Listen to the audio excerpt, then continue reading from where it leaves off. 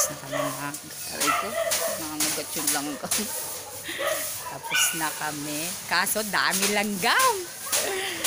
Sakit talagat nung hantik. Ito na. Wala pang finish. Pero malinis na. Kanina yung before. Ayan, ayan na. Aray ko, pumapasok siya sa loob. Aray ko, gabi naman to. Hindi naman inaano eh. Linis oh. Ano napilitin? Maayos na ba dyan? Ano po ha? Yan, yung mga lalaki. Ingat lang sa kagat ng langgam. Yung mga lalaki kami.